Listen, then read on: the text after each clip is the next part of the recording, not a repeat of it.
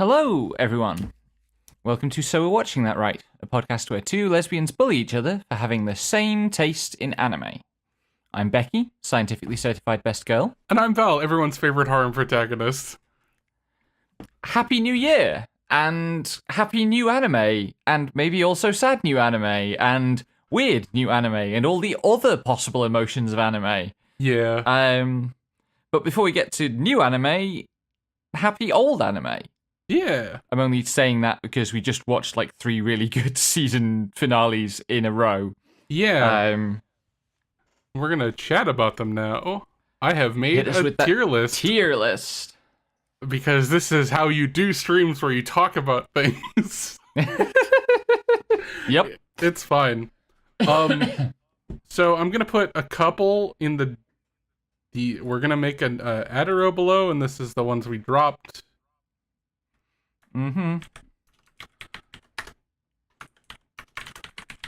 Dropped for reasons. Also, I should share my screen so you can, unless you want to see just it on the stream. I mean, for this part, it's fine. Yeah.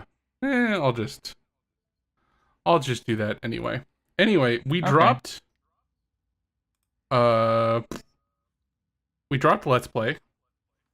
Yes, because the vibes were weird. Yeah. The vibes were really fucking weird in ways I still can't entirely explain. I watched one more episode of it than you, and the vibes just got weirder, and also the thing that broke the ice between the odd couple at the center of the story was that they both played WoW. And I'm not letting that stand in 2025. Yeah, like this is based on a webtoon by an American author. I think we covered that earlier in the season. Yes. Which is a weird vibe to get that adapted into an anime that looks so generic, and yet it still looks really weird. I can't put my finger on the art style and why it looks so janky, but it just looks off to me. Yeah, the other thing we said about it is that it has Kamala Stan energy, which... Are you going to stand by that? I'm standing by it. I mean, like, that was my verdict after 2 episodes. I haven't watched any more of it. YouTube did try to show me a clip from later in the series the other day. I was like, no. Yeah. You're not tricking me back into this one. So, speaking of janky art, we dropped Mechanical Marie because episode 1 had some really AI art shit going on. And so I went and looked at it a few months after, I looked at it like last night to go figure out whether they ever addressed that. And apparently they revised the video on Crunchyroll to have not AI stuff in those frames, even if the preview thumbnails still did, which is I'm not gonna give them credit. We dropped that for good reason. Maybe I'll read the manga, yes, but I mean, it seemed like the premise was fun. Yeah, we're not endorsing the use of the ecocidal plagiarism machines. Yep. And then what else did we drop? You dropped Civiz. Yes, I watched 3 episodes of Civis, and for a show about dance and about like this boy being like a dance prodigy who's worth including in the biggest idol group of the day, sight unseen, messianic shonen protagonist kind of deal. The animation of the dancing was so bad. And the animation of the action sequences that are also dance sequences was so bad.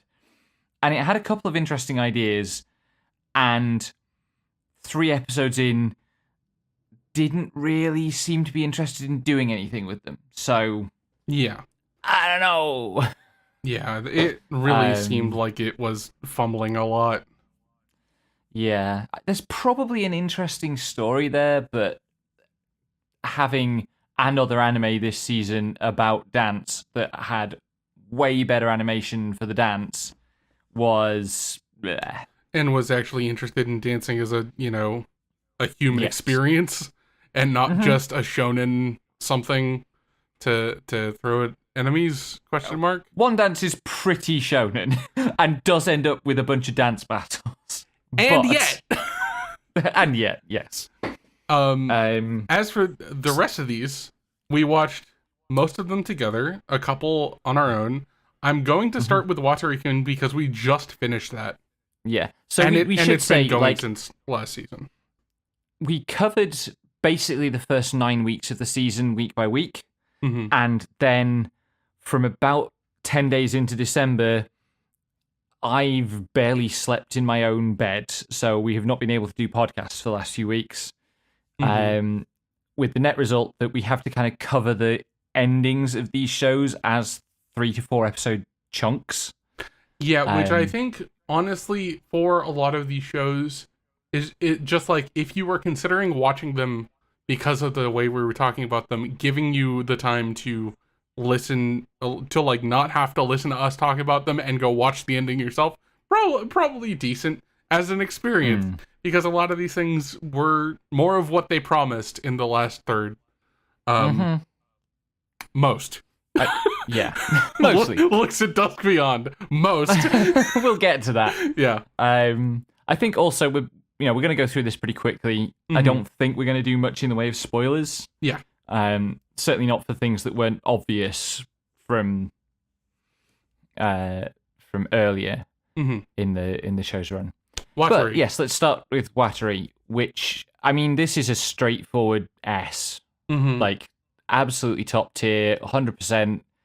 I think I vaguely remember that when we rated it last time at the start of the fall season, we said it was an A that we thought was maybe likely to go up to an S. That does sound like something you would have said and I would have agreed with. Yeah, and it absolutely did. Just 100% stuck the landing. The rare case of an anime that actually believes sex is real and not just a neurosis and delusion entertained by teen boys. Like, this show is more real about sex than any of the porn shows we've watched. Yeah. And indeed, almost all the porn I've ever seen. I think that's also a slight against your porn consumption, and you should probably rectify that, but...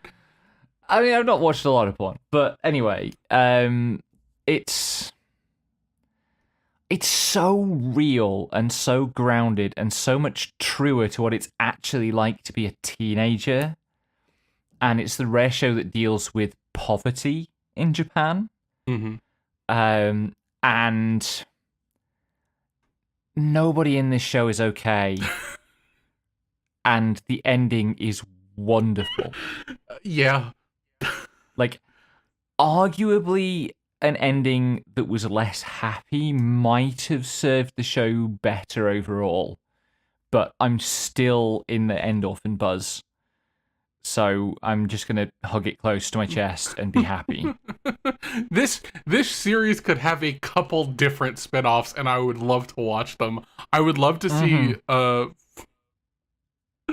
fucking, I forgot the aunt's name. Tamayo. That's the one. I would love to see her getting subject to, destiny finding her a decent husband. Because the reveal that she's a lawyer and she's going back to work at the end, it's just like, okay, good luck. The show I most want is the show that is Teasing Master Takagi-san, but it's Suzu and Yukari's younger brother. Yeah, show, that's right, yeah. But also, like, Yukari's idol career. I want more Shimada. She's good. Yes. Yeah. Okay. Like a four coma of like Shimada and Yukari's hijinks. Yep. How do we feel about Cat Country, by the way? Because that's like the middest thing we've watched. We kind of we kept forgetting to watch it because it's so insubstantial at 2 minutes an episode. It's like one joke per episode, basically. And like a couple of weeks ago, I realized we'd completely forgotten about it. And then you remembered about it today and got the last 5 episodes, and we binged them just now. And I actually think, as a binge, it was a much better experience. Mm-hmm. Yeah, the thing is, like, it wasn't that I forgot about them. It's that we were A, busy with a lot of other shows, and B, the one sub provider just hadn't got them by the time I was looking for them. But I realized that it was probably done, got the batch, and we watched the rest of them. Yeah, it's a funny little, like, distraction if you watch it all in one go. It's nothing. You got half an hour sometime. Yeah. It is also precisely nothing. One episode at a time. Every joke it makes is a joke you've seen about cats a bunch of times if you've been on the internet at all. Mm-hmm. Or had a cat. I think they made a great choice in the voice actor that they cast for the cat and the voice he does. Mm-hmm. And that actually counts for a lot. It does have the energy of, like, a Flash video from 2004. Affectionately, yes, it does. It deserves the 5.8 it has on my anime list. It is a very 5.8 show, but yeah. I think it's a C. C sound right? C sounds right. I can't complain. C for cat. How about Alma-chan? I mean, this was a delight to watch. It's funny. It's got good energy. I do kind of wish that it leaned into the rom-com element a bit more. Yeah, I was thinking like high B because like I was wanting, because it devolved pretty quickly into, this is a small child who has lots of technology. Let's go hijinks and less on the family. Yeah, and it made a couple of slightly uncomfortable swerves into, like, Gen AI territory. Yeah. It never did endorse Gen AI or, like, AI in education, but also it was a bit... It was a bit close, yeah. Yeah. But yeah, I think a high B. And we'll drag my watches to the end. What else am I watching? Gatherer's Adventure in Isekai, Chitose. Yeah. So we have Hands Off next. This was fun. It was fun, and it was extremely stupid. Yeah. Yeah, like... It is a horny, ecchi show about a guy who turned off his sex drive and is just trying to be a sports physiologist. Physio. Yeah. But somehow his sports physio is massively arousing to undergo. With the net result that, like, and at no point does he, like, care for any male athletes. It's a co-ed school, and he's supposed to be caring for a bunch of athletes, but they're all girls. Yeah, ostensibly there are male athletes. Essentially, there are male students, but I'm not sure we saw any. Yeah, part of that is like, maybe that was an adaptational choice. I don't remember whether that was true in the manga, but it's really, really funny to me. Yeah, extremely. I don't know, like, I think my brain wants to say low B because it's not smart, but it's not really trying to be, and it's also really funny to me. I think it deserves a bigger cup size than B. Listen, I think we can't put it in F. We can't put it in F, and that might still be an undershoot. But I think we do have that problem always that we need to make sure we've got headroom for the show, because we like a lot of these shows. I think it's a C. Yeah. Relative to the rest of the stuff. Yeah. So it's in C. Yeah. It was also like, I read some of the manga and they skipped a bunch of stuff so that they could have a different set of girls in a scene because they didn't want to introduce more people and probably have to cast more fucking women as voice actresses for a one-off. And it's just like, okay, I see what you're doing. Good luck. But anyway, inexpressive Kashiwada and expressive Ota. This is basically teasing Master Takagi-san again. With a different gimmick. But with a slightly different gimmick, yes. I love it. I love them. They're great. They're wonderful. I think I want to put it in A. Yeah, I think so. It has more gags that are just a sign pointing to a character's face than any other anime we watched this season, so of course I love it. It's, a little bit of autism helping, like, assistance there. It's really good. It's a good bit, too. Rules. A Star Brighter Than the Sun is the show you bit me over most this season. These stupid children. Did you tell me earlier, or did I hallucinate, that this has got a second season? This is getting a second season. I knew that when we watched the final episode, and I thought I told you. Like, I'm pretty sure I mentioned that while we were hanging out in person. I can believe that you did. Yeah, that news came through on December 18th, so we would have still been hanging out at that point. Yeah. I can believe you did. I can believe I forgot it. I can believe that my mind closed protectively around it. I can believe that I made all sorts of noises about it. Because...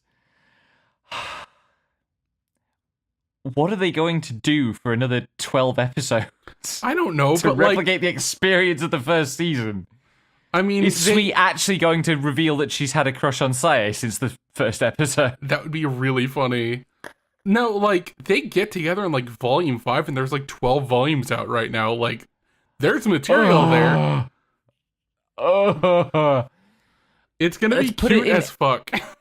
It is going to be cute as fuck. Let's put it in A, and it might end up being a Wattery type upgrade to S later. Whenever that happens. Because it's not happening anytime soon. It's as of unknown. As of yet unknown. Anyway, my friend's little sister has it in for me. I've got it in for you after ending up with me watching this. These dinguses. Yeah. This show is so... For this title, this show is so infuriatingly wholesome. Yeah, it's really good. I was really waiting for them to drop the other shoe and for you to go, oh no, this is a character study. Help. And then they did. You did get that moment. Yep, it was really good. Where do you want to put it? Where do you want to put it? I probably shouldn't say that on Twitch. Anyway.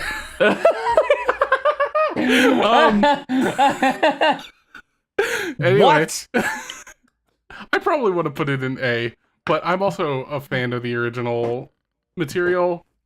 So, like, if you wanted to B, that's reasonable.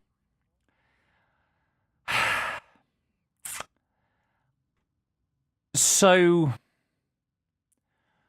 for me, the best moment of this show is the moment where they're at the recording studio and the sound tech smooshes Aki's face into her boobs so that he can hear how much her heart starts pounding, even though she's not into him, as an attempt at delivering the lesson that people's emotions are shaped by their bodily responses. Because he is so fucking tech bro efficiency pilled. Yeah. That he's forgotten how to human. And I wanted to see him actually more rattled on that point. So I think I want to say it's a B. That's reasonable. This did have the unfortunate thing of trying to adapt 2 volumes out of now 11. And this has been in, like, development hell for, like, 5 years. Yeah. Like, they announced this in 2020. So yeah, I mean, I can well imagine that the manga is much stronger Light novel, sorry, yeah, the light novel is much, much stronger just because of what you can do with a light novel that you can't with a Mhm. with an anime. But yeah, like it's very fun, and when it peaks, it really peaks. And Mashiro is great, and Iroha does all the things that an Iroha should. Mhm. Um, Her sharing because a I name remember with Snafu Iroha is Yeah. just like, mm, choice. I'm suffering. Good. Um, but yeah, it's good. Um, I hope we get a season 2. I hope it doesn't take another 5 fucking years. yes. Little Miss Vampire Little can't Miss- suck right. We just watched the last episode of this. This one is very cute. It's very silly. It's one of the I think low key, it's one of the funniest shows that we watched this season. Mm-hmm. And it's maybe the most moe, with the possible exception of One Dance. More on that later.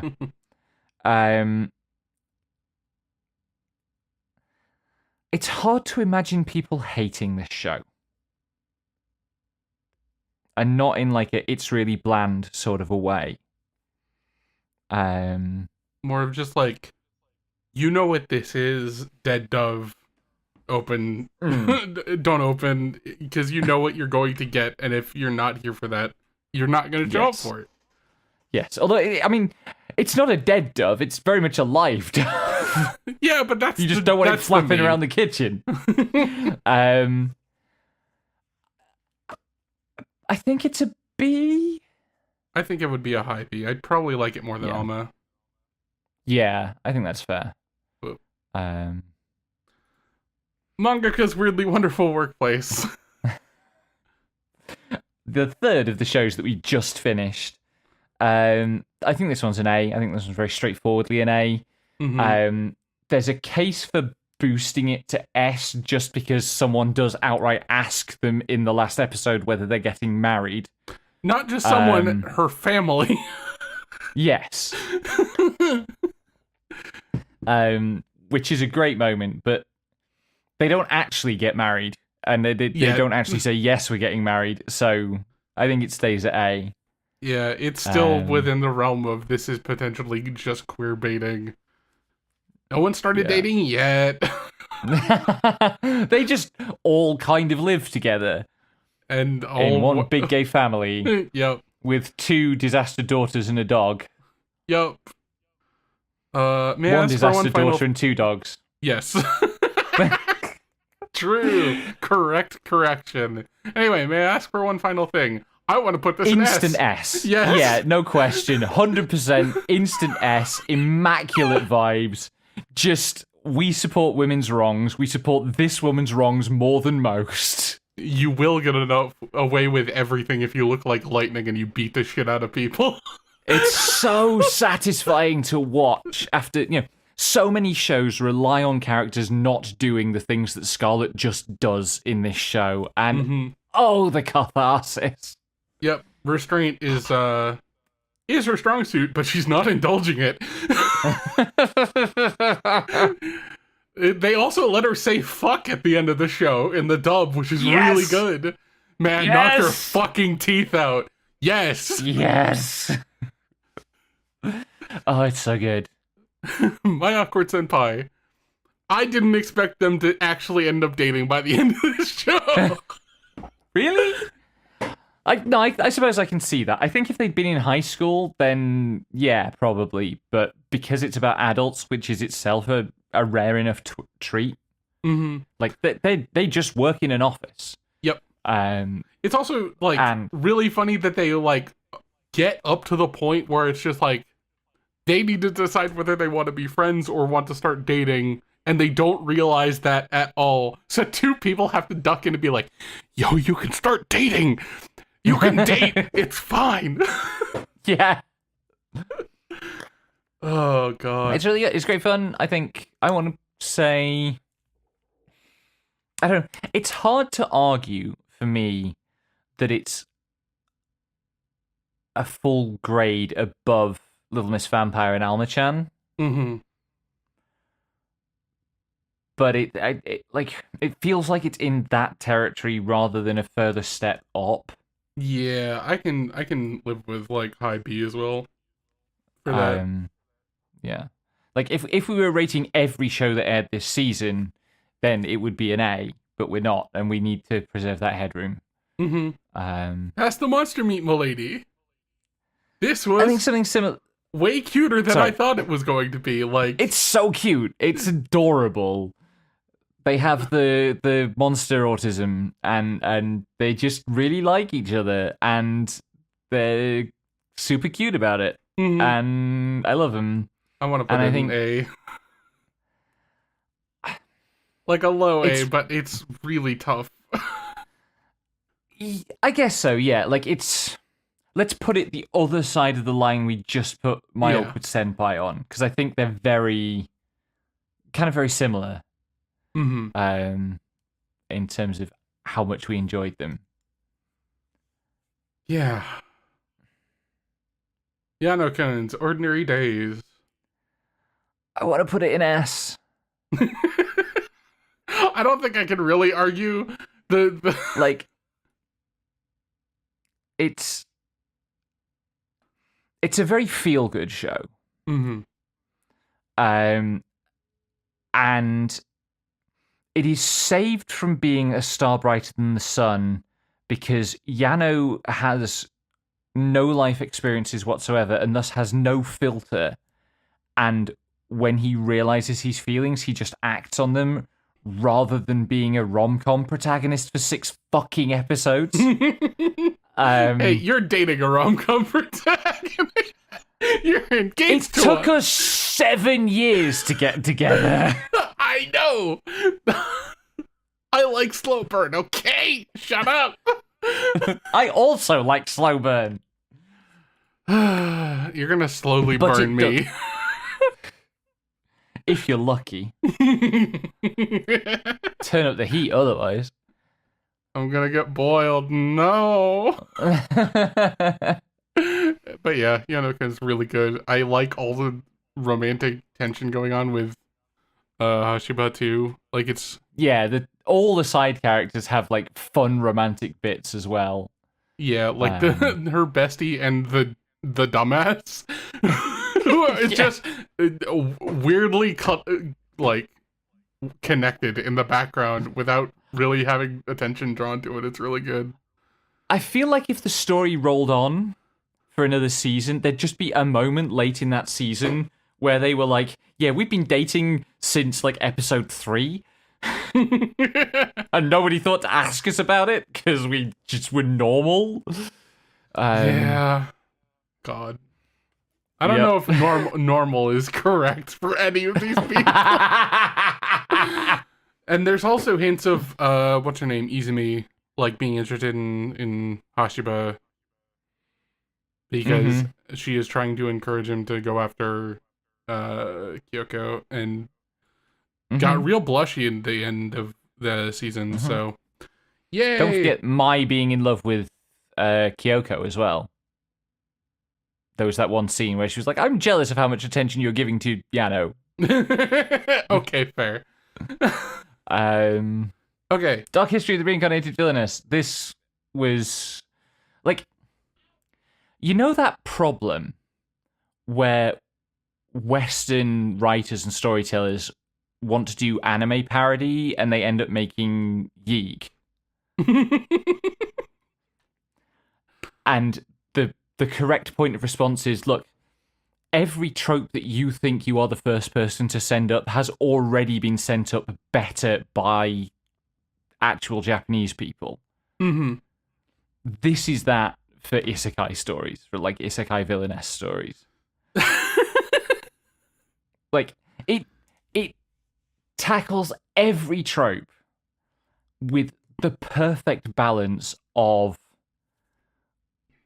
love and scorn. Yeah. And like it's wild, it's super goofy, and it's brilliant fun, end to end. It is so fucking dumb. I love it so much. Yeah. So where do we put it? I don't know. Like, I want to say low A, high B. Yeah, let's say high B. I think I would have needed it to pay off more of the character stuff. Mm-hmm. And I'm assuming that in the source material there's at least another anime season's worth of stuff. Yeah, I would think so. I don't know if it's going to get a second season, but like, you know, the goofy relationships that exist between Iana and Sol and Iana and Yomi, that kind of weird love triangle really needs to pay off. Mm-hmm. Yana needs to stop having anxiety attacks about getting murdered all the time for that to happen, and that's gonna be a bit. No, I think the love triangle has to happen at the same time as the worrying about being murdered all the time. She's gonna get into another duel. That literally was a thing that already happened. Yep. Oh, God. Okay. Dusk Beyond the End of the World. I think this is in C tier. I think... Like, it's... I almost want to put it in D, ultimately. Yeah. Like, you know, I maybe it is a C quality show, but we're going to end up with, like, not a lot of... deeper with polygamy. It does have poly and it does have lesbians. Notably, I don't think we spotted a gay couple at all. Which I'm always suspicious when look, we're queer friendly. We've got pretty girls kissing other pretty girls, and some of them are kissing multiple pretty girls. Is like that's the most culturally convenient version of this. Yeah. And this show has some good goofs, but the ending is so silly. Yeah. And sells so much of its drama so short and pulls so many, like, cards out of thin air to play.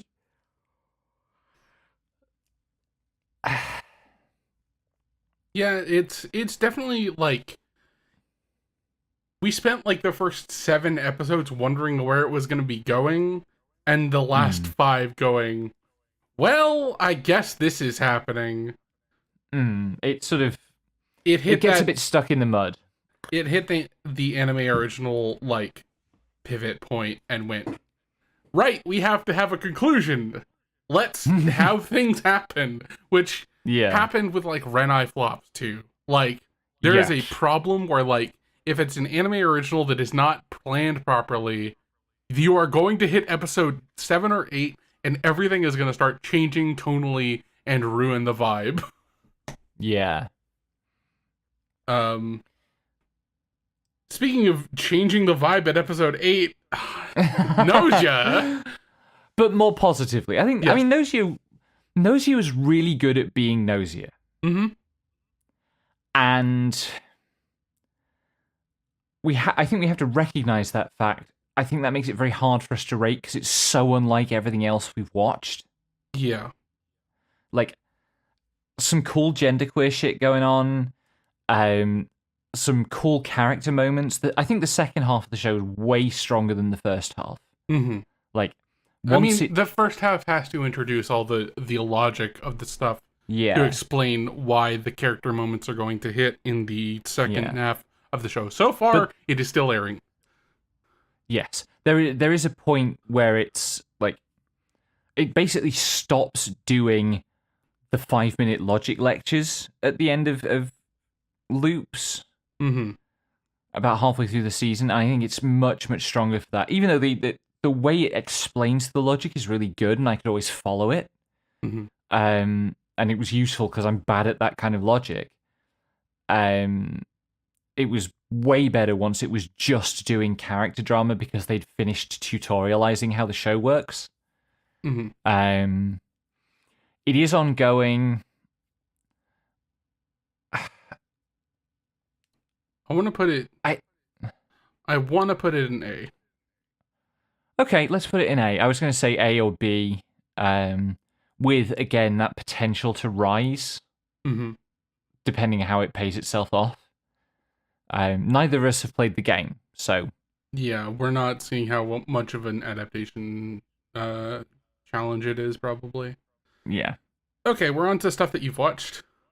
Yes, so the next three are things I watched. This Monster Wants to Eat Me is... I mean, it's a Yuri show, but it's actually much more about trauma and grief. And I think it's a little slow to play its hand on that front. When it actually gets to dealing with Hinako's grief, when it becomes about the ways in which she is, after a fashion, clinging to her grief, and the ways that Shiori and Miko have been trying to pry loose her grasp on it. I think that's where it really comes alive as a story. Mm. It is very slow paced, and I can imagine that lots of people who are not specifically after slow paced tragic Yuri, it would be nothing for them. I enjoyed it, and it certainly made me think in interesting ways. Mm-hmm. Like there's this central metaphor about like sex and consumption and death that I would love to see the whole play out of, that I don't really think we got in this adaptation. I don't know whether the adaptation adapts the whole of the manga. Light novel, and it's still light ongoing, novel. so no. Okay. But yeah, that's kind of... I mean, I guess it is a manga. I thought it was a light novel. Okay. I could see a case for going as low as C. It is beautifully executed from a kind of art point of view, mm-hmm. and maybe that's enough to carry it to a B.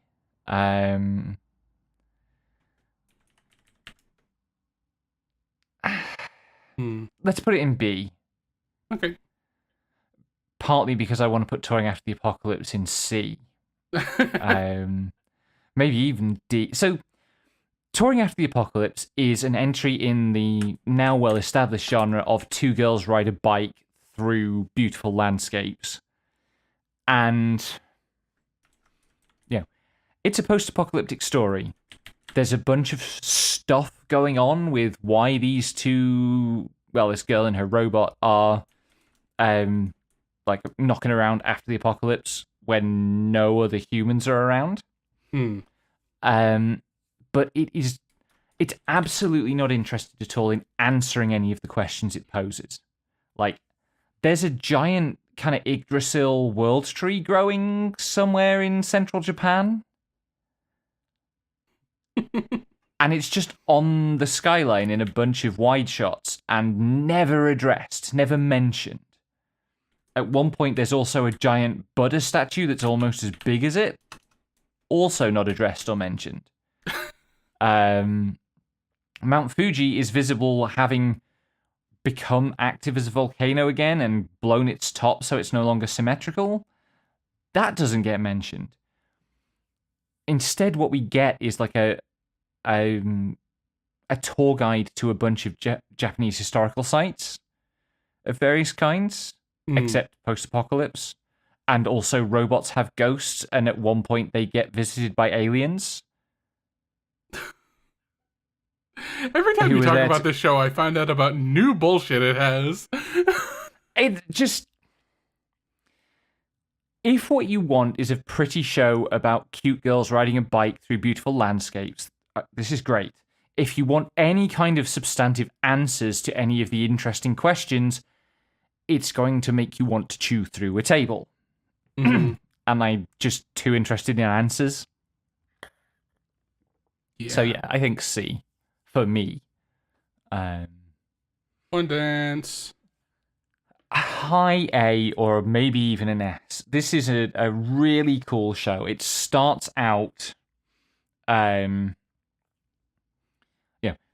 it pitches itself as being about dance and about this moe boy, kind of learning the confidence to get into this hobby, overcoming the fact that it's female dominated, making a friend and having a not quite fully specified romance with her. But it's actually as much about living with a disability. He has a severe stutter.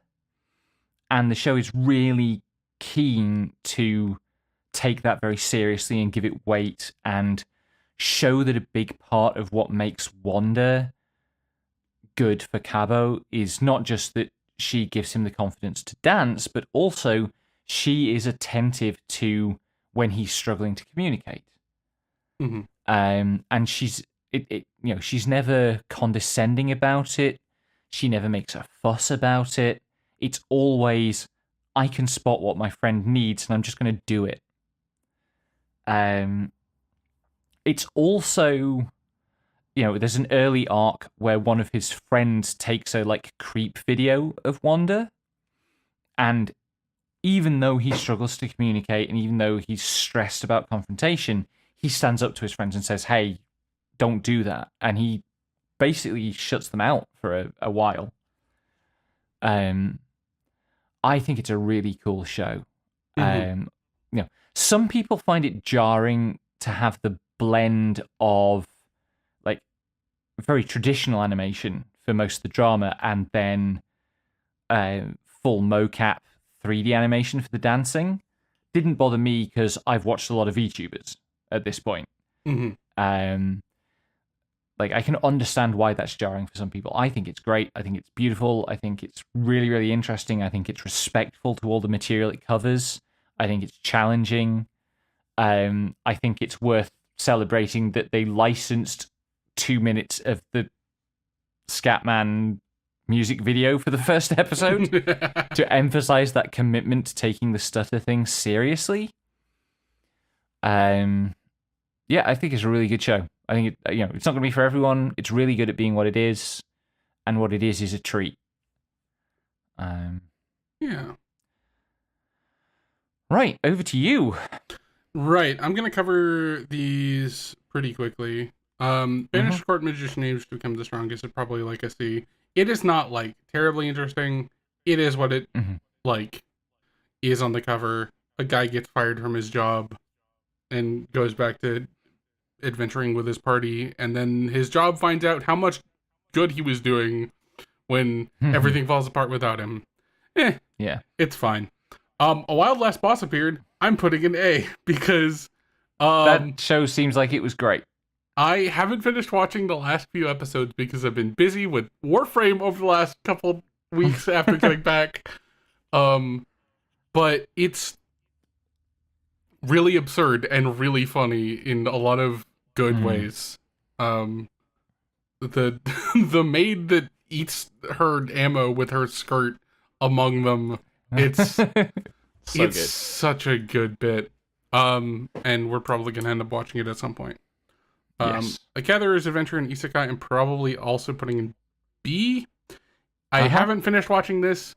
It is stupid. It is cute, and his best buddy that he was just like, oh, if I'm gonna get isekai'd into this world and have to do a bunch of stuff, I want a cute partner. Thinking, I'm gonna get a girlfriend, and he gets a baby dragon buddy instead. He also adopted a guardian horse god who is one of the women that joins him, and he's friends with a dragon born now, so it's just cool.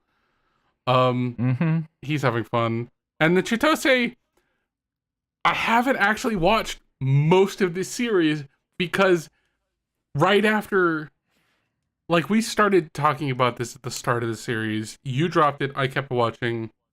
And then, 5 episodes in, production got hung up. Yeah. So, there's just wasn't any episodes for a month. And by the time it came back, I was just like, I'm not in the mood to watch this because I have to get ready for the trip. And I don't want to have to think about this for the next couple of weeks while we get ready for that and finish up our recording for the year. So I didn't watch it. I'm going to put it in drop for reasons because of that. Because frankly... Yeah. I think... I really hope you return to it because I do want to hear more about it. I just... the principal cast annoyed me so much. I know. Bunch of supercilious shit. There is one, I guess, technically that also goes in drop for reasons that you forgot about, which is My Status as the Assassin obviously exceeds the heroes, which you did watch a couple episodes of. Yeah, I watched a couple episodes of it, and then I was just like, I need to see where this is going. And I read the first volume, and I was not impressed by the tone. And then I watched some more of the anime, and I wasn't impressed with how they were adapting it either. So it's just like, nah. And I ended up dropping it after, like, fucking 3 episodes, I think. Yep, 3 episodes. Which, it's fine, but it's not good. Yeah, I don't know, like, the first arc, the first volume is him meeting an elf who has been banished from our kingdom, and then she goes, I was cast out by my kingdom because there was a prophecy about twins where one of them would bring misfortune. And then there's an entire thing where they reveal that her sister brought the misfortune, not her, but their father brainwashed the entire elf kingdom to misremember it, to like forget the entire event happened. And then the sister was mad that the female lead was getting more attention than her because she looked different. So she double brainwashed the entire elf kingdom with her charm skill to make everyone think that the prophecy was going to be about her sister. And it's just like, this is so convoluted for no one to have done anything wrong. It's fucking wild. And that was volume 1, and I'm just like, what is there to do with this series? I truly don't know. So I dropped it. fair. Which is not all that common for me and fucking isekai. We have covered so many fucking shows.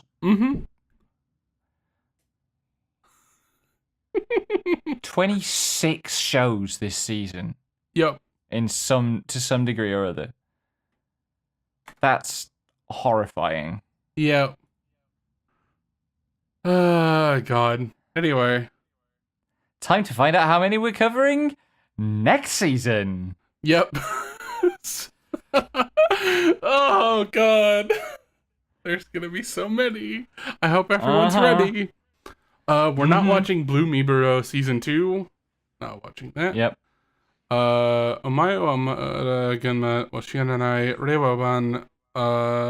don't think we're watching that.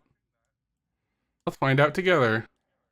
Nori Kamitsuki has recently moved to the Gunma Prefecture from Chiba following after Otoya Todoroki, a former friend who moved there in elementary school.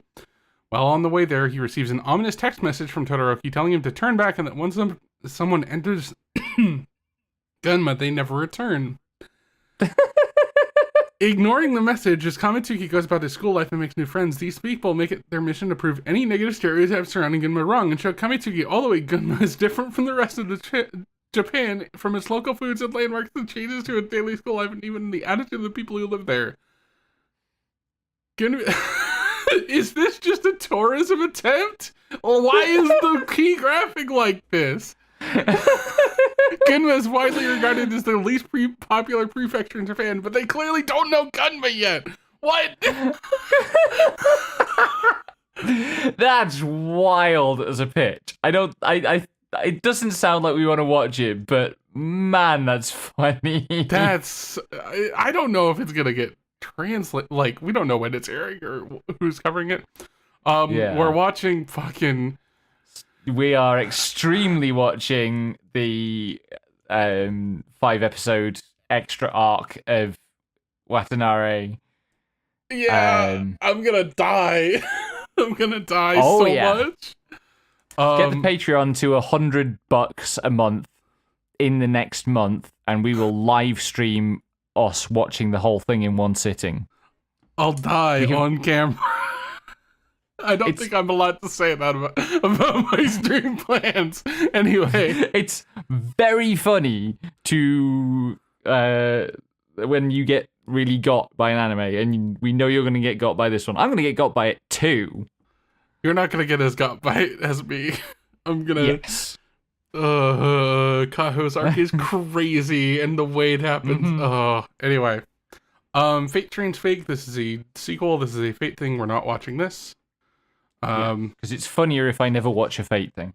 No, it's funny if you watch Carnival Phantasm and go, what the fuck does this mean? Get us to an amount and we'll do that. Okay, sentenced to be a hero.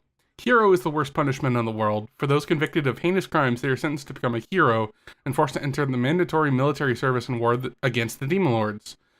These convicts are not even allowed to die. If killed, they will be resurrected to fight another day. Hero Xylo Forbarts, former head of the Order of Holy... Xylo Forbarts. Yep. Former head of the Order of Holy Knights leads a penal unit of deplorables fighting in the front lines. It's in these direst of circumstances that he meets Tiarita, one of the world's strongest weapons. When every last enemy has been defeated, you are to shower me with praise and pat my head. In order to survive and take revenge on those who wronged him, he makes a pact with the goddess and launches his headfirst into a maelstrom of war and intrigue. A note, initially scheduled to air in October of 2025. Woof. Well.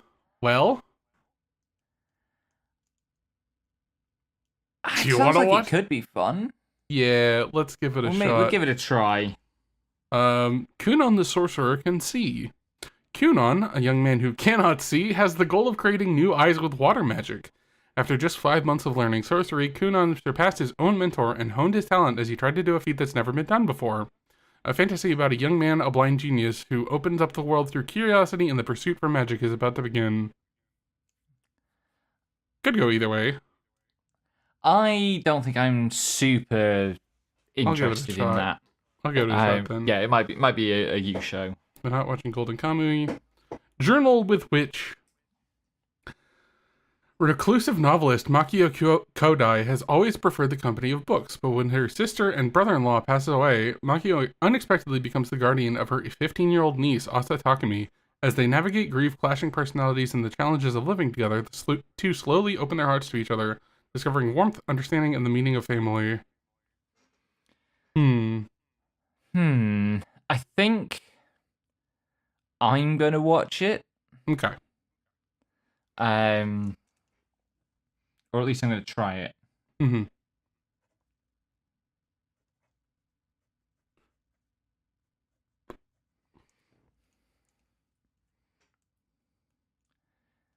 You got her in now? Journal with which. Okay. Yes. We're not watching My Hero Academia Vigilante Season 2.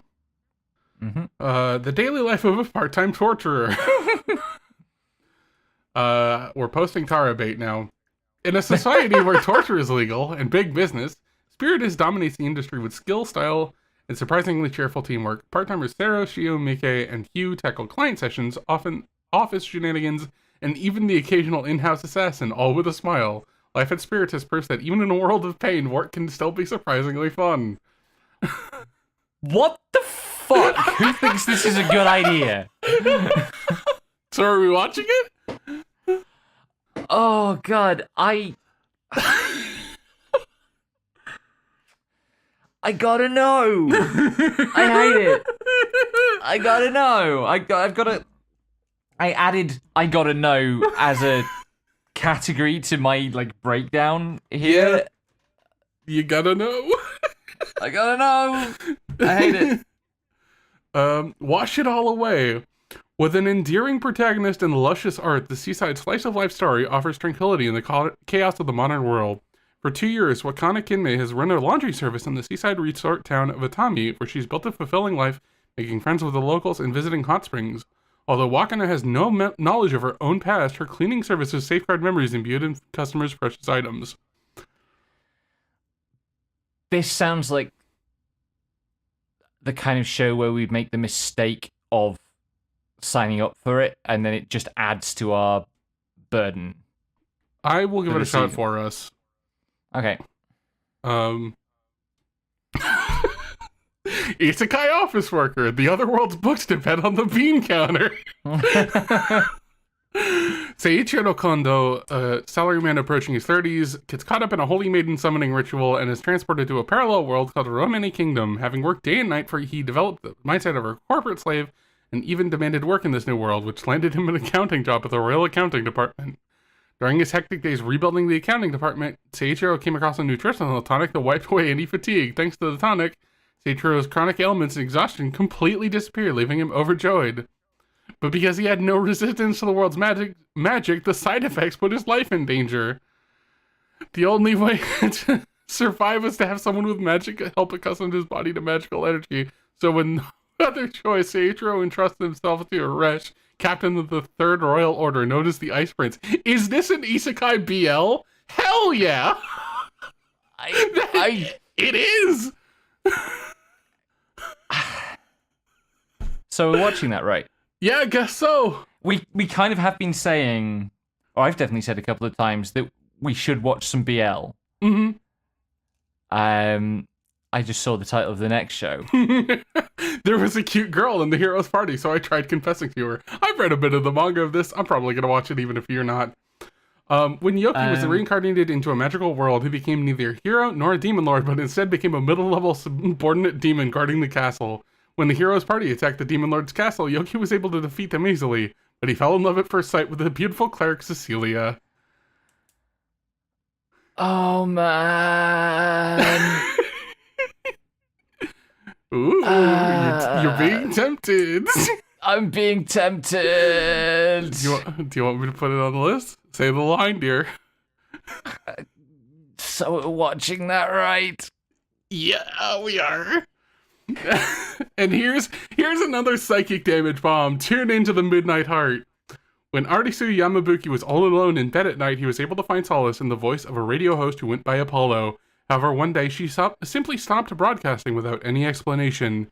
Years then passed, and Arisu is now his second-year high schooler. He makes it his mission to search for Apollo, as there is something he wants to tell her. He doesn't know what she looks like or even what her real name is, but he manages to get some leads on her in his school's broadcasting club. That's where he meets 4 girls who all dream to get a job where they can make full use of their voices. Just who is Apollo, and how will those 4 dreams pan out? So we're watching that, right? 2 psychic damage bombs on this. Mm-hmm. This is from the same mangaka as Detectives These Days Are Crazy. What? Yeah. I will go. Look, we will go here. Mayanaka Heart Tune. Igarashi Mashikuni. Original creator on Detectives These Days Are Crazy.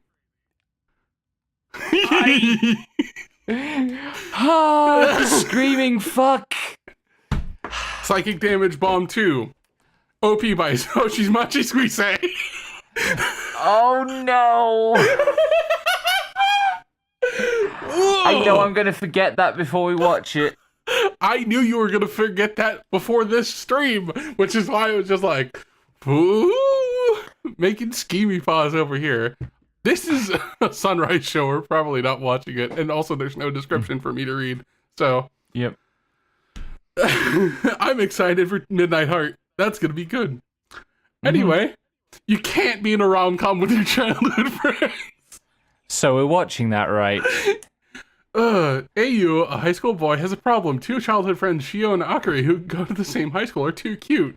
If they find out that I'm the only one looking sexually at them now that they've grown up, even though I have no intention of doing so, that would be too much. On the other hand, the 2 childhood friends also have their own secrets. It's so awkward. It's complicated, but our childhood friends are the best. A sweet and impatient love triangle love comedy where you can't be honest. Yeah. That's been the first one so far that's like just straight up our alley. Yep. An adventurer's daily grind at age 29. Having spent his childhood in the slums, Hajime Shinonome desperately sought strength to survive. Now he enjoys a peaceful and carefree life as a resident adventurer of the Komai village. One day, during a quest, he ventured into a dungeon and finds a young girl being partially eaten by the weakest kind of monster, a slime. The girl's name was Lirui.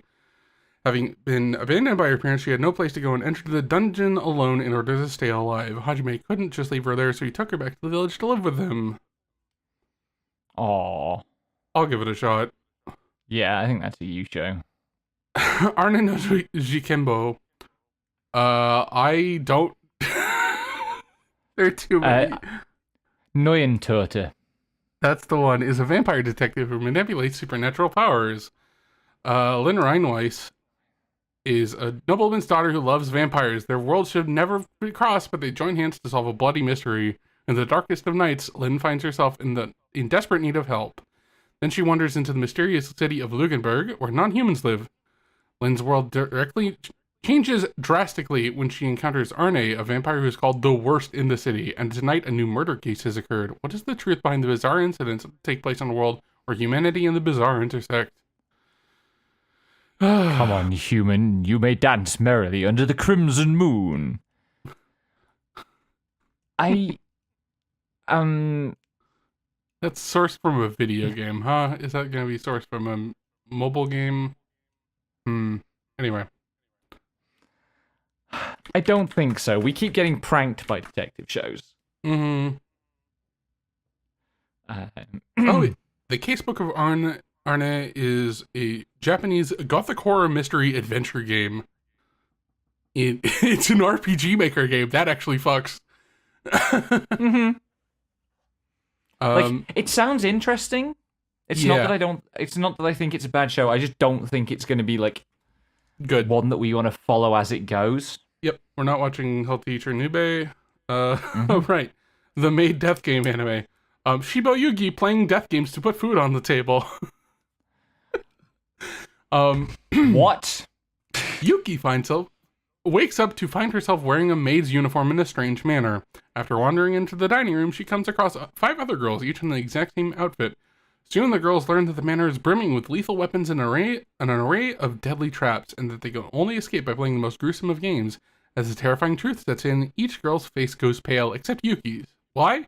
Because this isn't her first go-around. That's right, Yuki is a professional death game player who lives off the prize money she collects from winning brutal killing competitions. She's not about to let this chance pass her by.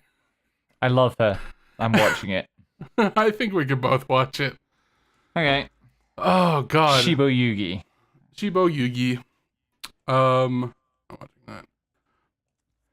The Darwin Incident.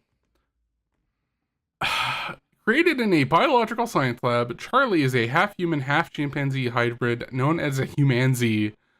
Raised by his adoptive human parents, Charlie is now 15 and starting high school. There he meets Lucy, a clever loner who becomes his first ever friend, but his normal life is shattered when the animal rights extremist who freed his mother from the lab 15 years ago reemerges as terrorist, bent on kidnapping Charlie at all costs.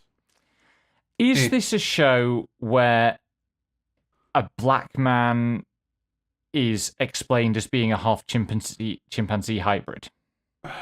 Because that sure just looks like a black dude in the... No, that's Charlie.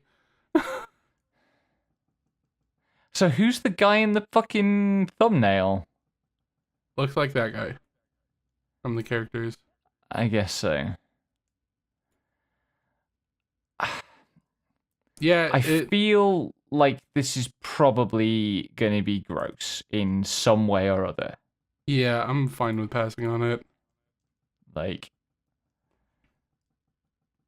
even just that kind of framing of, like, quote-unquote animal rights activists or whatever. Like, A gentle noble's vacation recommendation. When Lizelle mysteriously finds himself in a city that bears odd similarities to his own but clearly isn't, he quickly comes to terms with the unlikely truth. This is an entirely different world.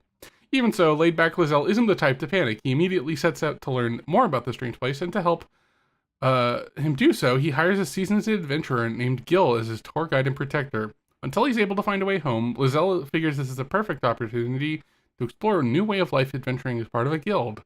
After all, he's sure he'll go home eventually. Might as well enjoy the otherworldly vacation for now. Is this also... Is this also Isekai BL? It's not typical isekai, but it's marked as slice of life. Yeah. That's skewing BL. It certainly there are no women. That thumbnail has BL energy. If there are no women in that image, that ponytail has BL energy. And so does the relative positions of the boys. Yeah. I kind of want you to watch it and tell me about it. Fine, I'll give it a shot and let you know how gay it is. Okay. The Holy Grail of Eris. Betrayed by her fiancé's lover and sentenced to public execution, Constance Grail, a plain viscount's daughter known for her honesty, faces death until a mysterious voice offers salvation. Scarlet Castiel, a noble... Sorry. Wait. I just had the supernatural thought, yeah. I didn't have the supernatural thought because I am without sin. I was thinking about may I ask for one final thing, I will have you know. I am also without sin. That's not true. That is so true. It is not even slightly true. Scarlet Castiel, a noblewoman long thought dead, may be her only hope. Together, these unlikely allies... Come on, man. These unlikely allies uncover a dark conspiracy lurking in the heart of high society where betrayal, secrets, and power collide. Could go for it. That sounds like kind of Magi Revo adjacent. Mm-hmm. Do you want to give it a shot then? Yeah. It seems a little gay. We'll see how gay. Mm-hmm. Okay. The Invisible Man and his soon-to-be wife. Akira Tonome is an invisible gentleman who runs a detective agency, and Shizuka Yako is a mild-mannered human female who works there. Shizuka can always find Akira even when he turns completely invisible. A quiet love begins to blossom between them as the Invisible Man and Blind Girl grow closer to each other. That feels seems potentially like cute. Yeah.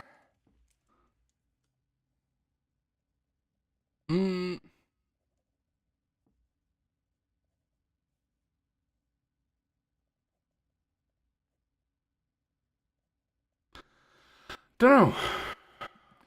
Anyway, I'm falling in love with you. Season 2. Should we at some point watch Anyway I'm Falling in Love with You Season 1? I didn't get the vibe that I would enjoy it from the description, but it's been a bit. We can come back to Invisible Man if we don't know. Oh, I put it down as watch. Okay. Or at least try. Champignon no Majo. Luna, a black witch who lives quietly in a poisonous mushroom house deep in the Black Forest. She lives in the city making high-efficiency medicines, but she is rumored to die if she is touched, and she is avoided.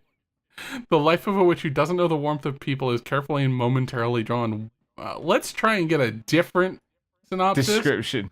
Yeah. Yeah. Deep within the Black Forest, teeming with poisonous mushrooms, a witch named Luna lives alone. With skin that is poisonous to the touch and a breath that will kill if close enough, she is forced to stay secluded from nearby civilization. Even with these conditions, Luna still visits a nearby city to deliver medicine and buy new books to read. Despite Luna never having done harm to any of the city's residents, many are scared to associate with her, as she is a black witch in the kingdom ruled by white witches, only able to watch from a distance while people receive her medicine and freely converse with one another. Luna is drawn towards their lives, even if it sometimes means putting herself in danger. We'll see if this gets picked up, because I don't think it has yet. Yeah. But I think I'm willing to give it a shot. I think that's a you give it a shot. Okay. I could see myself being interested in it, but not with so much else going on already. I'm not watching that. High School Kimengumi, the wildly eccentric group, the Kimengumi returns in the Reiwa era with their ultra-high energy youth comedy. I don't know who you are. Sorry. Yeah. Don't know what's going on there. Roll over and die. That's that's a series that I know a couple people, even Tara, were like, wait, how is this getting an anime? Because it's pretty brutal, apparently. Uh-huh. Flem has been chosen by God to be in the hero's party despite having stats of 0 across the board. All she has is the reversal ability she still doesn't fully understand. Predictably, she proves useless in battle, but she refuses to give up and continues to do all she can for the party. Her party mate Sean, a genius and renowned sage, picks on her at every opportunity and eventually sells her off into slavery. Even as a slave, she's treated as incompetent and persecuted, and ultimately thrown to monsters as bait for her master's entertainment. Plum is left with two options: take up the cursed sword that inevitably brings death to its wielder, or be eaten by monsters. The moment she chooses to fight back is when the reversal of her life begins. The full title on that one, by the way, is, let me pull up Oh boy. It's one of those, is it? Yeah. Roll over and die. I will fight for an ordinary life with my love and cursed sword. It is a lesbian series. It is also apparently very brutal. Maybe I will give it a try then.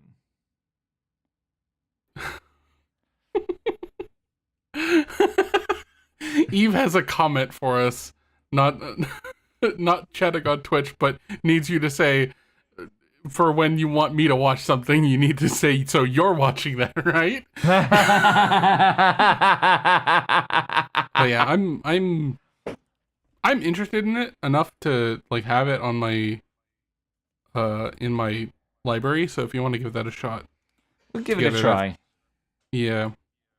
Card fight Vanguard, one not knowing. Dark Moon the Blood Altar animation with Hypen.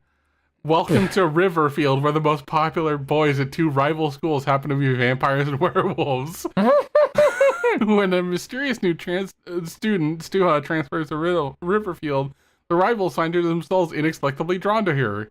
As horrible incidents start to shake the town, the boys' forgotten past start to slowly unravel and the world turns upside down. It's Korean Twilight, question mark?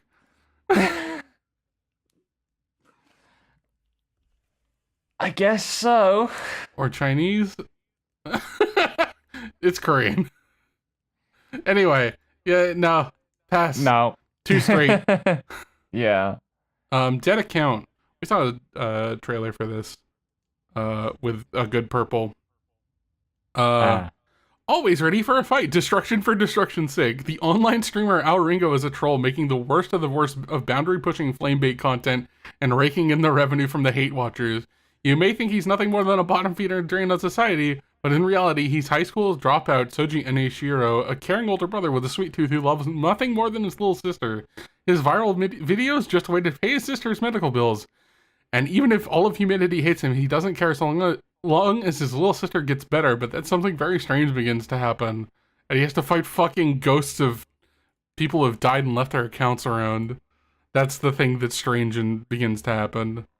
Right. I don't think I really want anything to do with it. Yeah. Like, if he wasn't a rage bait streamer, I'd feel very differently about it, I think. But that's just rancid. Yep. We're not watching Fire Force. Hell Mode, the hardcore gamer dominates in another world with garbage balancing. The 35-year-old Kenichi Yamada has spent his life playing every single MMORPG he can get his hands on. Tired of new games that cater to casual players, he leaps at the chance to try out a never-ending game with an intimidating Hell Mode that raises the difficulty and chances to level up to impossible heights. But as soon as he selects the Summoner, Kenichi finds himself transported into the world of the game and reborn to a family of serfs as a baby named Alan. With nothing but his memories and wits to guide him, Alan sets off to conquer Hell Mode, unearth the secrets of the Summoner class, and free his newfound family from their fate. So you're watching that, right? Probably.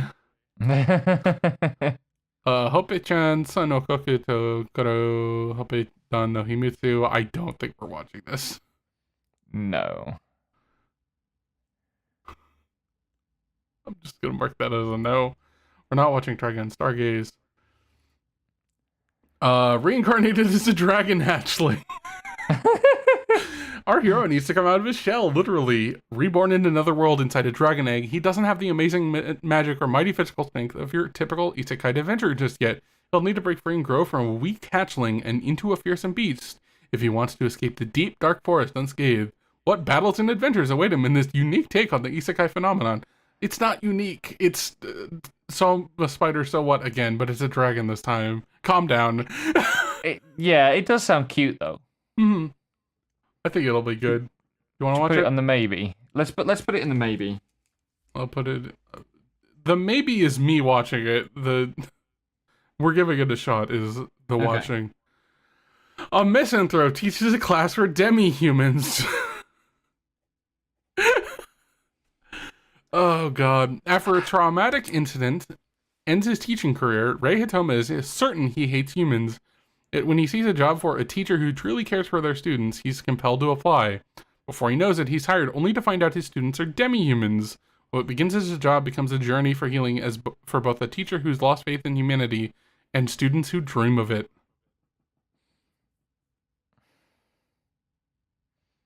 How do you feel about this one? We have so many things already written down. I know. We can drop things. It's fine. We can, and we did manage to drop a few this season.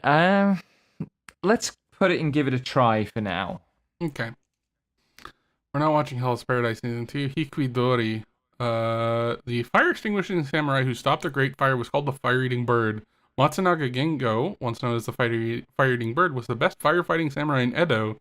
He resigned from the fire brigade for a reason, but suddenly received an invitation to serve in the Shinjo clan. The Shinjo clan's firefighting team had no money and no personnel, and was looked down upon by those around them. With the encouragement of his wife, Miyuki, Gengo decides to rebuild the collapsed firefighting clan as its chairman. Gengo and his friends, all of whom have their own peculiarities, struggle to save any life despite being ridiculed as ragged steeplejacks. There's that word again, twice in one day. In Edo, a mysterious series of suspicious fires called foxfires continue. An entertaining action drama opens with the firefighters scrambling to save lives in the face of the approaching disaster. It's not really us. Yeah. This one is, though, in the clear moonlit dusk. Yoi Takiguchi has long legs, a deep voice, and a handsome face. In other words, Yoi is such a good-looking guy that most people don't notice or care that she is, in fact, a girl. So we're watching that, right? Indeed, she's had the nickname Prince for as long as she can remember. That is until she met Ichimura Senpai, the only person who really seemed to see her for herself. To her surprise, she's not sure how to handle this new relationship, especially when her newfound friend is a prince himself, and a guy prince at that. The story of the two high school princes starts here. Oh my god. I'm gonna die! I'm gonna die! Yeah, I'm doomed. Kaya-chan isn't scary. Kaya-chan is a notorious problem child in her kindergarten, but none of the adults know her secret until Chie-sensei is put in charge and learns of Kaya-chan's hidden ability to see evil spirits and vanquish them with a punch. What will happen to this 5-year-old who gets in trouble when she's only trying to help? Oh, it's such a cute pitch. Mm-hmm. It's like Kimi ni Toroke, but elementary school. And actual and not just people making up shit about Sawako. Yeah. You want to try it? I gotta know.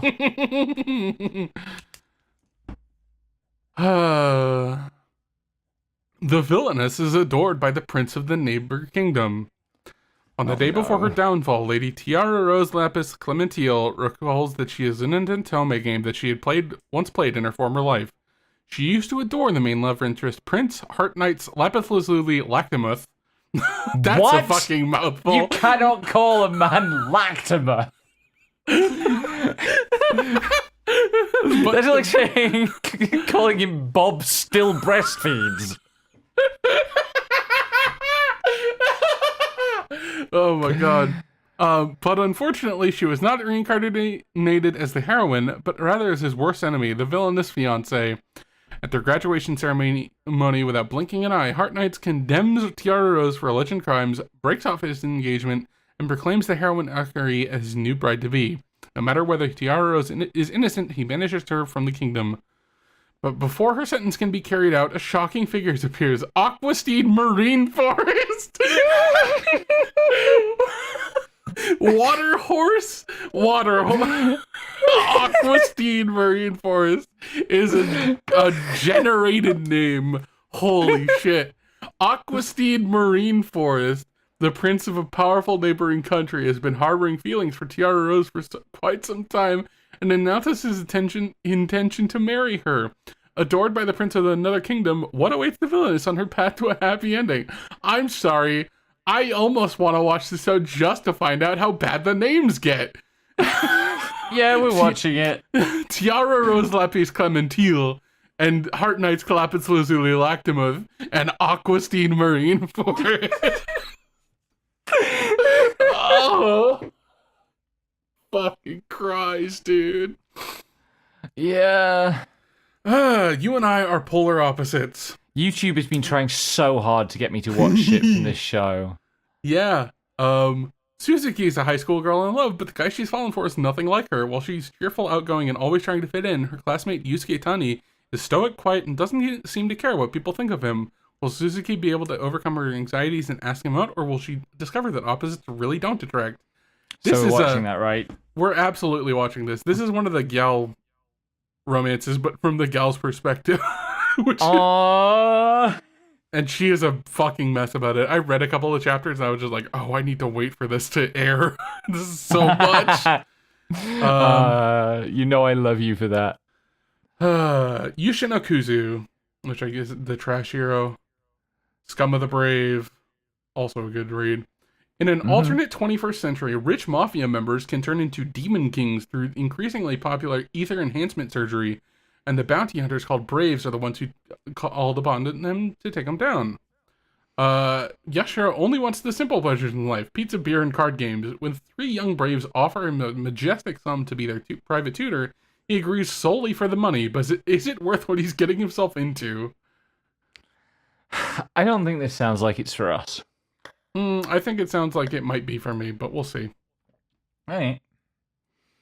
We're not watching And then Tis we Time have- for Torture, and we're not watching Oshinoko Season 3. I really... Oh. Yeah. It's unfortunate how that series went. Yeah, and we haven't watched Fear in Season 1. I haven't Yeah. watched Fear in Season 1, so... Yeah. Let's look at shorts. Does it count if you... Your innocence! A choice. It was made. Yes. Does it count if you lose your virginity to an android? Yes. Is We're the watching title. that. We're watching that. And then leftovers, and then movies. All You Need Is Kill is also happening. Right. I kind of want to watch that. Oh? All You Need Is Kill is the novel that people will compare to Muv-Luv and Edge of Tomorrow, which is the like time loop. Yeah. After an unidentified plant from outer space invasion, that doesn't scan at all. Come on now. Nope, that's Warner Bros. Japan, and they haven't updated it. Anyway, she basically encounters an alien and gets stuck in a time loop. The original novel is from a different guy's perspective, basically the equivalent of Tom Cruise in the original novel and Edge of Tomorrow. But there is another character who's also looping. There's a movie we gotta watch. Woo! Yeah, once it hits home theaters. Once it hits streaming. Anything over... I think we can... MF Ghost Season 3 airing as an OVA. Okay. Yeah. I never watched Season 2. And I... the one strange show. The thing that caught my eye was Hanakimi, which is Japanese-American track and field star Mizuki has gotten herself a transfer to a high school in Japan, but not just any school. To be close to her idol, high jumper Itsumi Sano, she's going to an all-guys high school and disguising herself as a boy. But as fate would have it, they're more than classmates, they're roommates. So we're watching that, right? Yeah, we'll see. Yeah. Apparently, Crunchyroll is gonna have it. There's so much OVA. Why are they doing a new thing for Cheat Skill? Goddamn. And then also, oh god, right, JoJo's is starting back up. Fuck me running, dude. I haven't even watched season 6. Ugh. Yeah, there's a lot of we're not gonna go through all the OVA stuff, but we will give it a shot once things have calmed down and we know what is actually airing. But yeah, thank you for coming, everyone. That's our time. 12, so we're watching that, right? 3, I gotta know, and 4, give it a try. How does this keep happening? Anime never stops. Once anime is over, it's time for more anime. Hopefully we can weed some of these. Yeah, I think we'll manage it. But thanks for coming, everyone. Do you want to do the wrap up? Oh shit, I don't have a document with the wrap up open in it. Give me a moment, please. No worries. La la la la la. 1 second. So, Watching That Right is a project of Slimebug Productions. Intro and outro music is by me, graphics are by Val, except for these avatars, which are from a picture by Slimersign. You can find us on Blue Sky at slimebug.bsky.social, YouTube at youtube.com/slimebugproductions, Patreon at patreon.com/slimebugproductions. Download all episodes from Libsyn at slimebug.pro and join our Discord via the link in the description wherever you download this episode. Thanks for listening, and until next time, may anime neither betray nor disappoint you. Bye-bye, everyone. Bye-bye.